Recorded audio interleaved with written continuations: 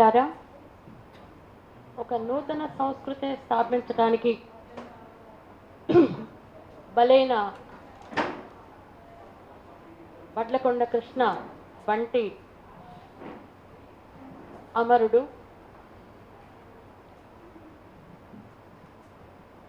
ఇప్పుడున్న చట్టాల ప్రకారము ఎస్సీ ఎస్టీ అట్రాసిటీ కేసు తప్ప ఈ విషయంలో పెట్టడానికి వేరే సెక్షన్స్ ఏవి లేవని నేను అనుకుంటున్నాను.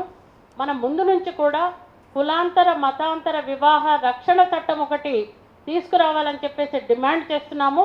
దాన్ని మరింత ముందుకు తీసుకెళ్ళాలి. ఒక బలమైన చట్టము దీనికి ఉండాలని చెప్పేసి నేను కోరుకుంటున్నాను.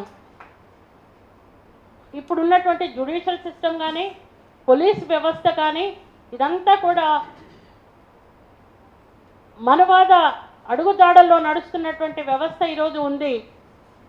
కాబట్టి వాళ్ళందరి మనస్తత్వం ఒకే రకంగా ఉంటుంది. నేను దాదాపుగా ఈ మధ్యకాలంలో గత 10 సంవత్సరాల నుండి మన మారుతి ప్రణయ్ అమృత విషయంలో కానీ ఇక్కడ గూడూరులో జరిగినటువంటి సుశ్రుత చంటి బిడ్డతో సహా సుశ్రుత అనే అమ్మాయిని సజీవ దహనం చేసినటువంటి కేసులో కానీ మొన్నటికి మొన్న రాయప్రోలు ఇబ్రహీంపట్నంలో నాగమణి అనే కానిస్టేబుల్ని సొంత తమ్ముడే నరికి చంపినటువంటి ఇన్సిడెంట్లో కానీ పోలీసులు ప్రేక్షక పాత్రనే వహించారు తప్ప వెంటనే చర్య తీసుకోలేదు.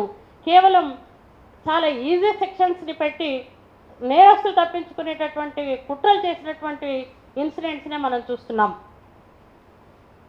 మనం ఈరోజు నేను ఒక ప్రిన్సిపల్గా పనిచేసి రిటైర్ అయినటువంటి వ్యక్తిని, ప్రభుత్వ సంస్థ అయినటువంటి సఖీలో పనిచేసినటువంటి అనుభవంతో ప్రేమలు అనేవి చాలా సహజంగా ఒక వయసులో ఆడపిల్లల మగపిల్లల మధ్యలో జరిగేటటువంటి ప్రక్రియ.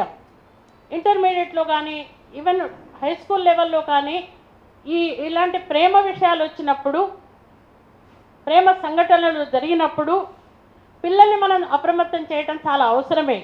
ఎటూ కాని వయసులో మైనర్లుగా ఉన్నప్పుడు ప్రేమించుకోవటం వల్ల వచ్చేటటువంటి కష్ట నష్టాలని పిల్లలకు తెలిపి జాగ్రత్తలు చెప్పడం చాలా కష్టమే.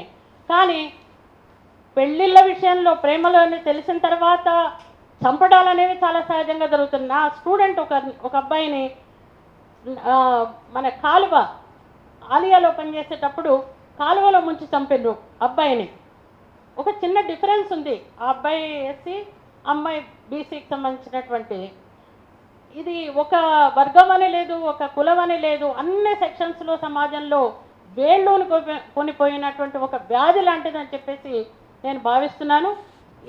ఇప్పుడు మన రిజ్వాన్ చెప్పినట్టు నిజంగానే మనం ఆచరణ ఏంటి చేయాలి, ఎట్లా కాపాడుకోవాలి అనేది చాలా ముఖ్యమైనటువంటి విషయాలు. 2 సూచనలతో నేను ముగిస్తాను. బాధితులందరూ ఒక కమిటీగా ఏర్పడాలి. మనకు తెలిసినటువంటి బాధితులందరూ, బాధిత కుటుంబాలు ఒక కమిటీగా ఏర్పడాలి.